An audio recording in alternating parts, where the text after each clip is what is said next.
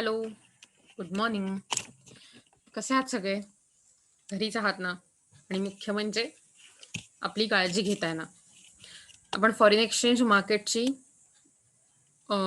काय म्हणू एका सर्टन अशा टप्प्यात आहोत जिथे आपण थिअरॉटिकल फ्रेमवर्क बघायला सुरुवात केली. याच्या आधी थोडासा प्रॅक्टिकल ॲस्पेक्ट बघितला होता आणि हे थिअरॉटिकल फ्रेमवर्क संपल्यावरती आपण ह्याचं पुन्हा एकदा प्रॅक्टिकल ॲप्लिकेशन्स पाहणार आहोत. बरोबर? पण त्याआधी आपल्याला हे बघायला लागेल की जसं आपण काल absolute version of purchasing power parity theory बघितलं, तसंच रिलेटिव्ह व्हर्जन काय? पर्चेसिंग पॉवर पॅरिटी थिअरीचं ॲब्सोल्यूट व्हर्जन जे पेपर स्टँडर्डच्या माध्यमातून रेट ऑफ एक्सचेंज फॉरेन एक्सचेंजचा कसा डिटरमाइन केला पाहिजे याविषयी आपल्याला माहिती देतं. तर त्या प्रकारात आपल्याला लक्षात आलं की आपण गुड्सचं बास्केट बघणार दोन्ही देशातलं आणि त्या दोन्ही देशात त्या गुड्सच्या बास्केटची व्हॅल्यू बघणार. So in the sense same गुड्सना त्या दोन देशात किती वेगळी किंमत लागते हे कळल्यावरती आपण त्या दोन किमतींचा जो रेशो आहे तो रेशो बघणार आणि तो रेशो आपल्याला सांगेल की एका बेसिक करन्सीसाठी किती काउंटर करन्सी शेअरेबल आहे and that would be our exchange rate. So for that matter हे एक लाईक समरायझेशन होतं त्या ॲब्सोल्यूट पीपीपी थिअरीचं आणि आजपासून आपण आता relative version of PPP theory बघणार आहोत. It differs from absolute version. आपण काल बघितलं तसं या व्हर्जनमध्ये आपण बेस पिरियड अज्युम करतो आणि आपण असं अज्युम करतो की rate of exchange between two currencies was in equilibrium. So पहिली गोष्ट म्हणजे just a minute. Okay, so आपल्याला जेव्हा इक्विलिब्रियम एक्सचेंज रेट फॉरेन एक्सचेंजचा माहिती असतो तेव्हा आपण करंट इक्विलिब्रियम रेट कॅल्क्युलेट करायचा आहे बेस पिरियडचा इयर घेऊन आणि तो रेट कॅल्क्युलेट केल्यावरती आपल्याला समजू शकेल की म्हणजे थोडक्यात तेच आपलं फायनल मोटो आहे ना, करंट इक्विलिब्रियम एक्सचेंज रेट काढणं. पण त्याच्यासाठी आपल्याला असा विचार करा की आपल्याला shift in price level assume करायला लागते, लक्षात घ्यायला लागते दोन्ही करन्सीज मधली. थोडक्यात दोन्ही करन्सीज मध्ये कशा प्रकारे भाववाढ होतीये का भाव कमी होत आहेत, कशा प्रकारे त्यांची प्राइस लेवल शिफ्ट होते हे लक्षात घेऊन आपल्याला करंट इक्विलिब्रियम एक्सचेंज रेट शोधायचा असतो. आणि तो बेसिकली आपल्याला बेस पिरियडचा एक्सचेंज रेट आणि दोन करन्सी आणि दोन कंट्रीज मधली शिफ्ट होणारी प्राइस लेवल याच्या तुलनेत काढायचा असतो. थोडं आणखीन क्लिअर करण्यासाठी पुढे जाऊया, आपोआप क्लिअर होईल असं मला वाटतं. This theory can be made clear with this example. Suppose India and UK are on inconvertible paper standard and by spending rupees 60, the same bundle of goods can be purchased in India and can be bought by spending £1 in UK. So पुन्हा एकदा जर असा आपण विचार केला तर जर समजा मी £1 स्पेंड केला, ओके, सो काल प्रिसाइजली मी उलट्या बाजूने साईन काढलं होतं जर तुम्ही बघितलं असेल तर. सो जर मी £1 स्पेंड केला तर ते जेवढं स्पेंड करण्याची व्हॅल्यू असेल UK मध्ये म्हणजे युनायटेड किंगडम मध्ये, तेवढीच व्हॅल्यू या एक्झाम्पल मध्ये असं सांगितलं जातं की ₹60 स्पेंड करून भारतात ते गुड्स किंवा बास्केट जे गुड्सचं आहे ते खरेदी करता येईल. म्हणजे जेवढं ₹60 मला भारतात खरेदी करायला येईल तेवढंच खरेदी करण्यासाठी युके मध्ये मला £1 द्यावा लागेल. Okay, if the price levels in two countries remain same but the exchange rate moves on, म्हणजे जर समजा प्राइस लेवल थोडक्यात भाववाढ म्हणा किंवा भाव कमी होणं किंवा कुठल्याही बाबतीत ते सगळं सेम राहिलं, पण ही जी काय म्हणू आपण ही जी किंमत आहे ती मूव्ह झाली. कशी झाली? आता पूर्वी $1ला ₹50 होते, आता ते चेंज होऊन $1ला ₹50 झाले. बरोबर, म्हणजे आपण असं म्हणू शकतो की आपल्या रुपयाचं ॲप्रेसिएशन झालं, रुपया स्ट्रॉंग झाला डॉलरच्या तुलनेत, नॉट डॉलर, पाऊंडच्या तुलनेत. This implies that less rupees are required to buy the same bundle of goods in India as compared to £1 in UK. म्हणजे आता आपण असं म्हणू शकतो की आता आपल्याला तेच गुड्स खरेदी करायला भारतात कमी पैसे द्यायला लागतील, वेरॅज युकेवाल्या लोकांना सेम गुड्स खरेदी करायला अजूनही £1 द्यायला लागतोय. भारतात स्वस्ताई आली, भारतातल्या रुपयाची किंमत वाढली. This exchange rate is over valued. हा जो एक्सचेंज रेट आहे तो जास्त व्हॅल्यूचा आहे. This will encourage imports and discourage export by India. या ओव्हर व्हॅल्युएशनमुळे भारतात इम्पोर्ट्स वाढतील आणि एक्सपोर्ट्स भारतातले कमी होतील. कारण असा विचार करा, पूर्वी जे खरेदी करण्यासाठी मला 60 रुपये लागत होते, आता 50 रुपये लागत आहेत. म्हणजे माझ्याकडे एक्सेसिव्ह परचेसिंग पॉवर आहे, जास्त खरेदी करण्याची क्षमता बाकी आहे आणि आपोआपच त्यामुळे मी परदेशातल्या जास्त गोष्टी घेऊ शकते, बरोबर. आणि कारण पूर्वी जे एक्सपोर्ट करतोय आपण, समजा सेम गुड्सचं बंडल आपण परदेशात एक्सपोर्ट करतोय, तेव्हा त्याची किंमत पूर्वी 60 रुपये होती, म्हणजे ओव्हरऑल. आता ती किंमत कमी झाली आहे, पण तरी कमी किमतीचं जरी असेल तरी परदेशातल्या लोकांना मात्र 1 पाऊंडच द्यायला लागतोय. याचा अर्थ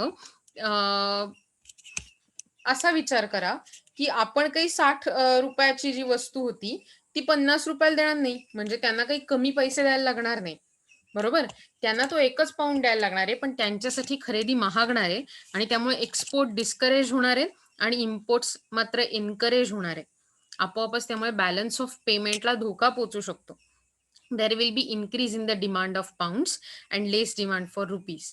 आणि त्यामुळे काय होणार आहे, कारण एक्सपोर्ट कमी होणार आहेत आणि इम्पोर्ट्स वाढल्यामुळे इम्पोर्टला पेबॅक करण्यासाठी, इम्पोर्ट केलेल्या वस्तूंना पेमेंट करण्यासाठी आपल्याला जास्तीत जास्त पाऊंड्सची गरज लागणार आहे, म्हणजेच पाऊंड्सची डिमांड वाढणार आहे in respect with rupees. This will restore the equilibrium to the normal position. आणि त्यामुळे डिमांड वाढली पाऊंड्सची की पाऊंड्सची किंमत पण वाढणार आणि आपोआपच त्यामुळे इक्विलिब्रियम पुन्हा एकदा, पाऊंड्सची किंमत रुपयाच्या तुलनेत जर वाढली तर पुन्हा एकदा 1 रुपया 60 वरती पोचू आपण, म्हणजे पुन्हा एकदा इक्विलिब्रियम रिस्टोर होईल. Similarly under valuation can also happen and exchange rate will settle at the equilibrium level. म्हणजे जेव्हा अंडर व्हॅल्युएशन होतं, आत्ता बघितलं आपण 1 रुपया 50ला जेव्हा झालं तेव्हा आपल्याला कळलं ओव्हर व्हॅल्युएशन झालं होतं. याच्याऐवजी आता 1 पाऊंड 70ला म्हटलं, 70 रुपयाला, तरी सुद्धा याला अंडर व्हॅल्युएशन म्हणायला लागेल. आणि अशा प्रकारचं अंडर व्हॅल्युएशन झालं तरी सुद्धा ड्यू मार्केट कोर्समध्ये डिमांड सप्लाय फोर्सेस जे असतात ते फॉरेन एक्सचेंजची डिमांड आणि फॉरेन एक्सचेंजची सप्लाय यांच्यात सेटलमेंट होऊन पुन्हा आपण इक्विलिब्रियम एक्सचेंज रेटलाच पोचू. With the every change in price level the exchange rate also changes. म्हणजे प्राइसच्या लेवलमध्ये थोडा जरी बदल झाला तरी एक्सचेंज रेट सुद्धा बदलून जातो. To calculate equilibrium exchange rate following formula is use. म्हणजे जेव्हा आपल्याला इक्विलिब्रियम एक्सचेंज रेट शोधायचा असतो तो शोधण्यासाठी आपल्याला कोणता फॉर्म्युला वापरायला लागतो? बघा, आपल्याला दाखवलाय फॉर्म्युला इथे. आर, पुन्हा एकदा, that is exchange rate is equal to domestic price of a foreign currency domestic price index upon foreign price index. In a way R is equal to R0 म्हणजे exchange rate in a base period. म्हणजे समजा आपण 2000 सालचा किंवा 2010 सालचा base period म्हटला तर 2010 मध्ये एक्सचेंज रेट किती होता, त्या तुलनेत प्राइस इंडेक्स पिरियड 1चा, म्हणजे थोडक्यात आजचा करंट इयरचा, ए कंट्रीसाठी आणि बी कंट्रीसाठी. सो थोडक्यात असा विचार करा, प्राइस इंडेक्स ए कंट्रीचा करंट पिरियडसाठी अपॉन प्राइस इंडेक्स ए कंट्रीसाठी बेस पिरियडचा, same whole divided by price index B कंट्रीसाठी करंट पिरियडचा, लाईक 2021चा, अपॉन प्राइस इंडेक्स बी कंट्रीचा बेस पिरियडसाठी, दॅट इज आपण जर 2010 बेस पिरियड म्हटला तर. ओके, सो अशा प्रकारे हा फॉर्म्युला वर्क होईल. सो हा डॅश आहे, I guess it's kind of a sign for multiplication. येत आहे लक्षात तुमच्या? सो या प्रकारचा फॉर्म्युला वापरून आपल्याला शोधून काढता येतो की एक्सचेंज रेट काय असेल. ओके, आता त्यांनी हे एक्झाम्पल दिले. Let's see the example. Before the change in the price level of exchange rate was ₹60 per pound. म्हणजे 1 पाऊंडला 60 रुपये लागत होते जेव्हा प्राइस लेवल चेंज झाली नव्हती तेव्हा. म्हणजेच आपण असं म्हणू शकतो की आपला exchange rate will be ₹16. Suppose the domestic price index rises to 300 and the foreign price index raises to 200. म्हणजे जर समजा आपल्याकडे कुठल्याही प्रकारे प्राइस लेवल चेंज झाली नाही, तर 300 ने आपला डोमेस्टिक प्राइस इंडेक्स वाढलाय. व्हेअरॅज फॉरेन कुठपर्यंत वाढलाय 300 पर्यंत आणि फॉरेन प्राइसचा इंडेक्स वाढलाय 200 पर्यंत. सो तुमचा फॉर्म्युला बनतो 1 पाउंड बरोबर. कारण जर तुम्हाला आठवत असेल तर आपण फॉर्म्युलामध्ये बघितलं होतं. That is R0 exchange rate in a base period. So आपला एक्सचेंज रेट कसा होता 1 ला 60 राईट. आणि त्यामुळे आपण असं म्हणू शकतो 1 pound multiplied by 300 upon 200 that is 1.5. आणि म्हणून आता आपण म्हणू शकतो की आता आपली जी करन्सी आहे तिची प्राइस ₹60 पर 1.5 पाउंड म्हणजे 1.5 पाऊंडाला 60 रुपये अशी झाली. थोडक्यात आता कमी पैशात जास्त पाउंड मिळतात. म्हणजेच आपण असं म्हणू शकतो there is over valuation. There is appreciation of rupee and depreciation of pound in the market. असा विचार करा. पूर्वी 1 पाउंडमध्ये आपल्याला 60 रुपये मिळायचे. पण आता तेच 60 रुपये मिळवण्यासाठी परदेशातल्या लोकांना 1.5 पाउंड खर्च करायला लागणार आहे. 1.5 पाउंड म्हणजे आपला रुपया महागलाय. रुपया महागणं याचा अर्थ भाववाढ नाही. रुपया महागणं म्हणजे रुपयाची व्हॅल्यू वाढणं आणि जेव्हा रुपयाची व्हॅल्यू वाढते, rupee become stronger as compared to the opposite currency. यालाच ॲप्रिसिएशन व्हॅल्यू म्हणतात. येतंय लक्षात? सो तुम्हाला रिव्हॅल्युएशन ही जी कन्सेप्ट आहे ती समजावून देण्याचा मी प्रयत्न करते. जेव्हा तुमचा रुपया स्ट्रॉंगर होतो we call it revaluation of currency. जेव्हा रुपया वीकर होतो वी कॉल इट डेप्रिसिएशन और devaluation of a currency. This purchasing power parity in reality will be modified by the cost of transporting goods, including duties, insurances, banking and other charges. So मग जर कालचं तुम्हाला आठवत असेल तर absolute पीपीपीच्या थिअरीची limitation बघताना आपण असं बघितलं होतं की it neglects transport and other cost. पण रिलेटिव्ह पर्चेसिंग पॉवर पॅरिटी थिअरीमध्ये कारण आपण प्राइस इंडेक्स लक्षात घेतोय, आपण प्राइस शिफ्टिंग लक्षात घेतोय प्राइस लेवलचं. सो आपण असं म्हणू शकतो की आपण ट्रान्सपोर्टिंग कॉस्ट किंवा ड्युटीज, टॅक्सेस, इन्शुरन्स, बँकिंग, इतर चार्जेस या सगळ्या गोष्टी पण कन्सिडर करतोय एक्सचेंज रेट डिटरमाइन करताना. ओके, तुमच्या होपफुली हे लक्षात येत असेल. Let me take you further. So obviously जसं कुठलीही थिअरी आपण बघतो, कुठल्याही थिअरीला काही ना काही लिमिटेशन्स असतातच. सो रिलेटिव्ह व्हर्जनची पण पीपीपी थिअरीच्या काय लिमिटेशन्स आहेत? पहिली गोष्ट base period. It is that to decide the base period, it is necessary to identify a period when exchange rate was actually in equilibrium, and it is very difficult to find such period in a trading economy because it is very dynamic and very not static in trading situation. Due to this, the base period also may not serve to serve the purpose of comparison. म्हणजे specifically जेव्हा आपण base पिरियडचा अंदाज घेऊन आज exchange rate कसा वाढला असेल किंवा कमी झाला असेल हे कम्पेअर करायचा प्रयत्न करतो, नॉट परिणाम, प्रयत्न करतो, तेव्हा काय होतं की आपल्याला जर समजा बेस पिरियड इक्विलिब्रियम मध्ये असेल तरच त्याचा इम्पॅक्ट मिळतो. म्हणजेच आपल्याला असा पिरियड शोधणं अपेक्षित असतं जो इक्विलिब्रियम मध्ये आहे. And being in international trade, कुठच्याही देशात इतक्या मोठ्या प्रमाणावर डायनॅमिक नेचरचा ट्रेड चालू असतो, इतकं आर्बिट्ररी पोझिशन्स असतात की असा बेस पिरियड शोधणं हे अतिशय कठीण काम होऊन जातं आणि जर चुकीचा पिरियड शोधला तर कंपॅरिझन करणं शक्य होत नाही. So finding base period is very hard. Secondly, price indices. There are several conceptual and practical difficulties in estimation of price index number. As a result, the estimate of equilibrium rate of exchange also may be defective.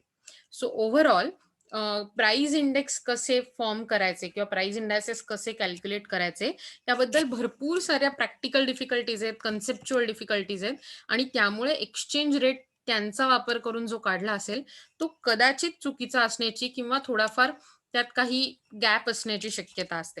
Then goods and their weight maps. The price indices used by PPP theory should be logically related to those basket of goods which are identical in composition and weight maps. The commodities included should be those which enter international trade. It is difficult to identify such a basket of goods. Thus, price index number may include the prices of products which are not internationally traded, and hence the rate of exchange calculated on the basis of price indices cannot be realistic. आपण हे काल बघितलं होतं, जेव्हा गुड्सच्या बास्केटचा विचार करतो आपण, तेव्हा फक्त ट्रेडेड गुड्सचा विचार करायला लागतो किंवा केला जातो. रादर अनट्रेडेड, नॉन ट्रेडेड गुड्सचा विचार केला जात नाही ॲब्सोल्यूट व्हर्जनमध्ये.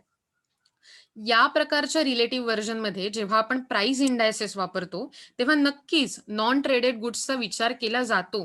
पण त्यामुळे नॉन ट्रेडेड गुड्स हे डिफरन्शिएट करतात आपल्या प्राइस इंडायसेसला from the those price indices which are calculated abroad for finding their price indices in the way की current price indices. So in a way आपण असं म्हणू शकतो की प्राइस इंडेक्स कॅल्क्युलेट करण्याची मेथड आणि कॅल्क्युलेट करण्यासाठी वापरले गेलेले कंटेंट गुड्स बास्केट हे वेगळे असू शकतात आणि त्याच्यामुळे दोन्ही प्रकारचे जे प्राइस इंडायसेस वापरले ते basis they may not be realistic. Then fourthly it ignores the contribution of inter country flows of funds. म्हणजे देशातल्या देशात जे फंडचा फ्लो होत असतो, पैसे फ्लो होत असतात इन्व्हेस्टमेंट, सेव्हिंग्ज आणि इतर वेगवेगळ्या गोष्टींमधून, ते कम्प्लिटली इग्नोर केले जातात. The PPP theory compares the internal purchasing power of currency. It ignores the effects of inter-country flows of the funds, which can be affect the demand and supply of the transacted currencies. With the globalization, a variety of both short-term and long-term capital flows are taking place, which includes investment funds and speculative investment and activities. So थोडक्यात overall ज्या काही investment speculative activities चाललेल्या असतात त्या globalisation मध्ये long term effect घेतात आणि short term effect पण घेतात. There are so many international capital flows serving as external debts. म्हणजे लोन्स म्हणून सुद्धा बाहेरून येणारी म्हणून इंटरनॅशनल कॅपिटल फ्लोज असतात आणि यांचा सगळ्या फ्लोजचा आपल्या रेट ऑफ एक्सचेंज वरती प्रचंड परिणाम होत असतो आणि त्यामुळे भारतातल्या भारतात किंवा भारताबाहेर होऊन येणारे फ्लोज ऑफ फंड्स जे असतात ते अत्यंत मोठ्या प्रमाणावर रेट ऑफ एक्सचेंजला अफेक्ट करत असतात.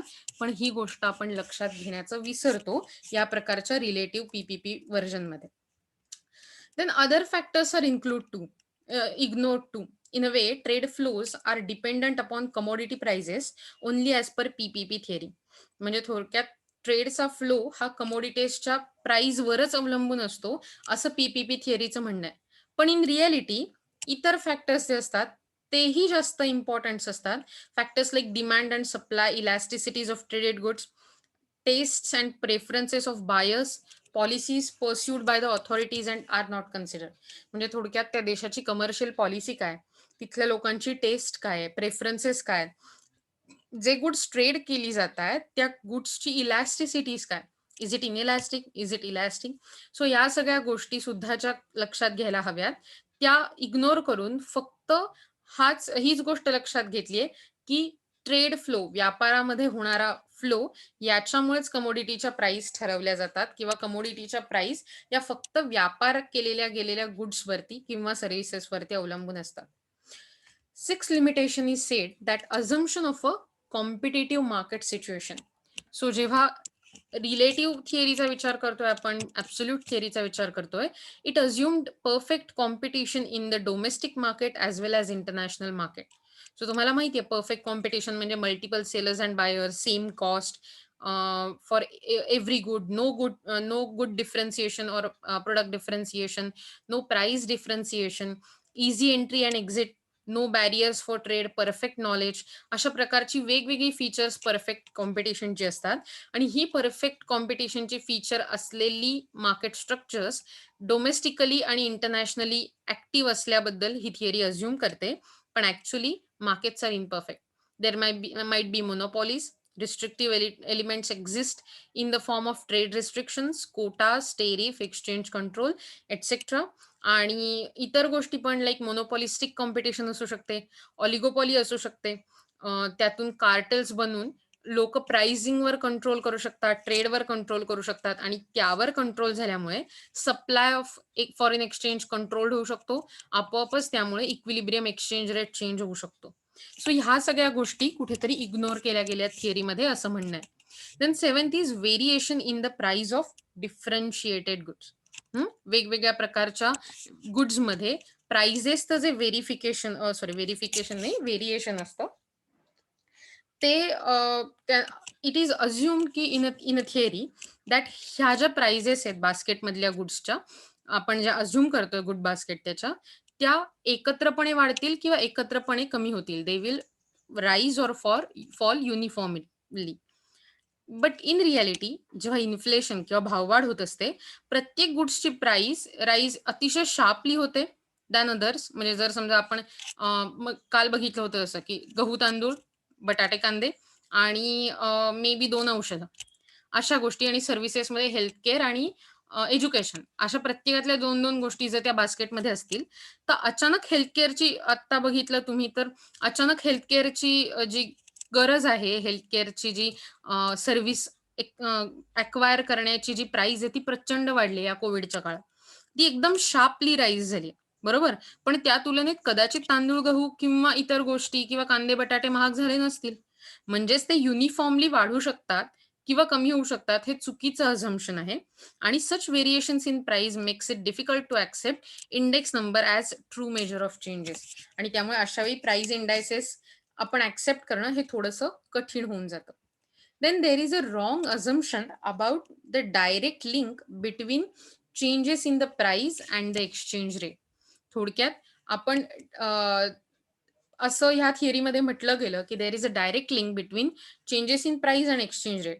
प्राइस बदलल्या की लगेचच एक्सचेंज रेट चेंज होईल याच्याविषयी अज्युम केलं गेलं थिअरीमध्ये. पण in reality there might be no connection between these two. Both price level and exchange rate may change without affecting each other. these changes may not be linked. So अशा वेळी कदाचित हे 2 चेंजेस लिंक्ड असण्याची दरवेळी गरज असेल असं नाही.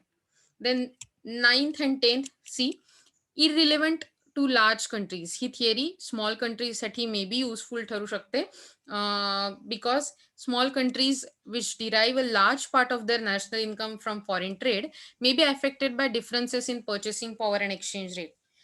बट हे लार्ज कंट्रीजच्या बाबतीत होणं थोडं कठीण असतं आणि त्यामुळे ही थिअरीचं ऍप्लिकेशन लार्ज कंट्रीजवर होणं थोडं कठीण आहे.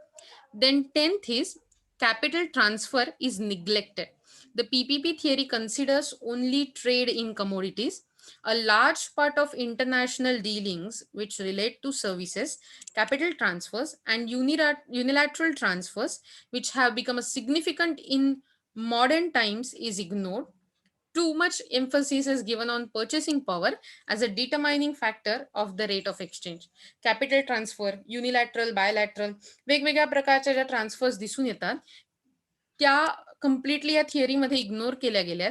रादर दॅन खूप जास्त महत्व हे पर्चेसिंग पॉवरला दिलं गेलंय, अशा प्रकारे या थिअरीचं म्हणणं आहे. ओके, सो आज आपण relative version of PPP theory बघितली. असा विचार करा की आपण ह्या गोष्टीमध्ये हे बघितलं की रिलेटिव्ह 2 व्हर्जन असतात पीपीपी थिअरीची. ओके, कोणती 2 व्हर्जन्स असतात? तर पहिली गोष्ट ऍब्सोल्यूट पीपीपी आणि त्याच्यानंतर रिलेटिव्ह पीपीपी थिअरी. बरोबर, आपण हे बघितलं की कशा प्रकारे रिलेटिव्ह पीपीपीचा वापर करून आपण exchange rate, foreign exchange rate हे डिटरमाइन करू शकतो. त्यासाठी आपल्याला बेस इयरचा एक्सचेंज रेट बघायला लागतो, प्राइस इंडायसेस लागतात आपल्याला. बरोबर, आणि त्या प्रकारे आपण हेही बघितलं की फॉर्म्युला काय वापरला जातो. So that was exchange rate is equal to domestic price of a foreign currency multiplied by domestic price index divided by foreign price index. That is R0 domestic price. It is a foreign exchange domestic price of a foreign currency, foreign exchange rate of a base period multiplied by price index of A किंवा price of A. म्हणजे आपण असं म्हणू शकतो की price index of A country in a current period upon price index of A country in a base period whole divided by price index of B country in current year upon price index of B country in a base year. So याचा विचार करून आपण एक्झाम्पलही बघितलं आणि बघितलं की पूर्वी 60 रुपयाला 1 पाऊंड मिळत असताना बेस पिरियडचा वापर करून आजचा जेव्हा रेट डिटरमाइन केला गेला फॉरेन एक्सचेंजचा, तो कसा दिसला? पूर्वी 60 रुपयाला 1 पाऊंड मिळत होता. आता मात्र 60 रुपयाला 1.5 पाऊंड म्हणजे जास्त पाऊंड विकत मिळतात. दॅट मीन्स रुपयाचं अप्रिसिएशन झालंय आणि आपण रिव्हॅल्युएट केलाय रुपया. रुपया हॅज बिकम स्ट्रॉंगर. ऑल्सो आपण हेही बघितलं की रिलेटिव्ह व्हर्जन्सची पण काही लिमिटेशन्स आहेत. त्यात कॅल्क्युलेट केला जाणारा बेस पिरियड, प्राइस इंडायसेस हे मे बी अनरिअलिस्टिक असू शकतात, कॅल्क्युलेट करायला कठीण असू शकतात. जेव्हा आपण गुड्स म्हणजे जेव्हा गुड्स आणि गुड्सचं बास्केट कॅल्क्युलेट करायचा प्रयत्न करतो, त्यात खूपदा नॉन ट्रेडेड गुड्स इन्क्लुडेड असल्यामुळे ज्या बेसिसवरती प्राइस इंडेक्स कॅल्क्युलेट केले जातात, तो बेसिस चुकला असल्यामुळे रेटही चुकण्याची शक्यता असते. Inter country flows of funds जो येतो, कॅपिटल फ्लोज असतील, इतर वेगवेगळ्या प्रकारचे इन्व्हेस्टमेंट्स असतील, त्या इग्नोर केल्या जातात. देशाच्या असणाऱ्या इतर policies, commercial policy, trade restrictions, demand supply forces, लोकांचे टेस्ट, प्रेफरन्सेस हे थिअरीत फॉरेन एक्सचेंज रेट डिटरमाइन करण्यासाठी वापरले जात नाही आणि त्यामुळे रेट कदाचित अनरिअलिस्टिक येण्याची शक्यता असते. ऑब्व्हियसली जसं थिअरीमध्ये अझ्युम केलंय की इंटरनॅशनल अँड डोमेस्टिक मार्केट हा परफेक्ट कॉम्पिटिशन, डोमेस्टिक मार्केट हे परफेक्टली कॉम्पिटिटिव्ह असतात, तर तसं नसतं. अनरिअलिस्टिक आहे हे, कारण जनरली ओव्हरऑल जगात इम्परफेक्ट कॉम्पिटिशन दिसून येते मार्केटमध्ये. देन देर इज की सेम गुड्सच्या वेगवेगळ्या प्राइजेस, वेगवेगळ्या प्रकारची प्रोडक्शन प्रोसेस, इन्फ्लेशन किंवा डिफ्लेशन होत असेल तरी युनिफॉर्मली प्राइस वाढत नाही. प्रत्येक वेळी प्रत्येक गुड्सची प्राइस एक तर शार्पली वाढते इतरांच्या तुलनेत, पण युनिफॉर्मली ती वाढत नाही किंवा कमी होत नाही. Okay. Then there is no direct link between change in price and exchange rate, but it is wrongly assumed in a relative version of PPP theory, की जसं प्राइस चेंज होईल त्याचा डेफिनेटली इम्पॅक्ट एक्सचेंज रेटवर होणारच. पण असं असण्याची शक्यता असूही शकते, पण नसूही शकते हे लक्षात घेणं गरजेचं आहे. Then there is this thing that theory ही जी आहे ती स्मॉल कंट्रीजसाठी नक्की लागू पडते, पण लार्ज कंट्रीजसाठी ती ॲप्लिकेबल कमी असण्याची शक्यता आहे. Then there is a capital transfer neglect, म्हणजे ज्या कंट्रीजमध्ये कॅपिटल फ्लोज येतात, बाहेरून डेट्स म्हणजे लोन्स घेतली जातात, युनिलॅटरल ट्रान्सफर्स असतात, इन्व्हेस्टमेंट असतात एफडीआय सारख्या, त्या त्यांचा मॉडर्न टाइम मधला जो सिग्निफिकन्स आहे ओव्हरऑल बीओपीवर, फॉरेन एक्सचेंज मार्केटवर होणारा जो परिणाम आहे, तो बिलकुल इग्नोर केला जातो या थिअरीमध्ये. व्हेरॅज खूप जास्त एम्फसिस हे पर्चेसिंग पॉवरवरती केलं जातं. आणि म्हणून अशा प्रकारची ही जी 2 व्हर्जन आपण बघितली आहेत, ती होपफुली तुम्हाला समजली असतील. उद्यापासून आपण स्पॉट आणि फॉरवर्ड फॉरेन एक्सचेंज रेट बद्दल बघणार आहोत. ओके. होपफुली तुम्हाला पुढचा जो पार्ट आहे तो जास्त प्रॅक्टिकल वाटेल रादर दॅन थिओरॉटिकल पार्ट. त्यातून तुम्हाला जर काही लक्षात आलं नसेल, तुम्ही बघू शकता की ओव्हरऑल हे खूपच इंटरेस्टिंग आणि ॲक्चुअल मार्केटमध्ये घडणाऱ्या गोष्टी आहेत. सो आपण खरंच उद्यापासून ते बघूया. आज मी तुम्हाला काय म्हणू, इट्स लाइक अ बक्स देना. आज मला माहिती आहे तुम्ही जर इतकं थिअरॉटिकल फ्रेमवर्क ऐकलं असेल, तर तुम्ही बोर झाला असण्याची शक्यता वाढते. बरोबर ना? सो उद्यापासून आपण spot and forward exchange rate बद्दल बघणार आहोत. Please keep studying. आजची जी मी तुम्हाला गोष्टी सांगितल्या त्यात खूप सारे एम-सी-क्यूज निघण्याची शक्यता असते. कालच जसं मी म्हटलं तसं, की रिलेटिव्ह एक्सचेंजमध्ये बेस पिरियड वापरला जातो. याच्यावरनं किती क्वेशन निघू शकतात? बरोबर ना? प्राइस इंडायसेस वापरले जातात याच्यावरनं निघू शकतं. असं म्हणू शकतो की in relative PPP theory dash type of market condition is assumed. So there will be perfect competition, yeah, then monopoly, monopolistic, oligopoly. So you will have to find perfect competition. तुम्ही जर म्हणलात हे जर लास्ट सेमिस्टरला झालं होतं, आम्हाला आत्ता काही नव्हतंच मोनोपॉली, ओलिगोपॉली, तर तुम्हाला त्यातला तो उल्लेख लक्षात येणं, त्याच्या मागचा अर्थ, त्याच्या मागची कन्सेप्ट लक्षात येणं हे अत्यंत गरजेचं असतं. सो या गोष्टी जर समजा तुम्ही लक्षात घेतल्या नाहीत, तर तुमच्यासाठी एम-सी-क्यू सॉल्व्ह करणं कठीण होऊन जातं. सो अत्यंत जे छोटे-छोटे डिटेल आहेत, ते प्लीज लक्षात घ्या. असा विचार करा की dash are completely ignored in relative version of PPP theory.